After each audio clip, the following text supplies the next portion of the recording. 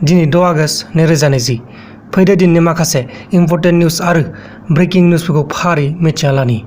गिबि खौराङा जाबाय चाइनायाव आरोबाव गोदान इनफेक्शन डिजिज टिक ब्रन भाइरास होननाय बेमारजों गासै 7 जन सुबुंफोरा थैबाय आरो गासै 60 जन सुबुंफोरनियाव बे बेमारा गोसारनानै दं होननानै फोसावनाय जादों।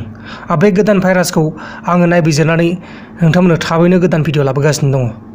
लोगोसे मुम्बाइआव गोबां अखा हानायनि थाखाय बा अखा हानायनि जाहोनाव मुम्बाइआव गोबां जायगाफोरावनो खहा जागासिनो दं होननानै फोसावनाय जादों।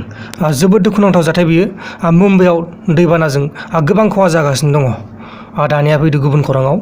गुबुन खौराङा जाबाय जोंनि बे भारत हादराव मैयाहाय 24 घन्टानि गेजेरावनो 51,706 जन सुबुंफोरनियाव कर'ना पजिटिभ मोननाय जादों। लोगोसे कर'ना भाइरास बेमारा गासै मोनद' गुबुन गुबुन रोखोमनि दङ होननानै फोसावनाय जादों। गुबुन खौराङा जाबाय नागालेण्डआव मैयाहाय गासै 94 जन सुबुंफोरनियाव कर'ना पजिटिभ मोननाय जादों।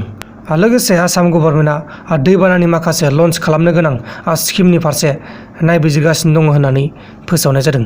जोबोर मोजां खौरां। दैबानाजों जाय बिथांमोना खहा जाजादों बिथांमोना गाव गावनि खहा जाजानाय बुस्थुफोरखौ बा मालफोरखौ मोनफिननो हागौ। दानिया फैदो गुबुन खौराङाव।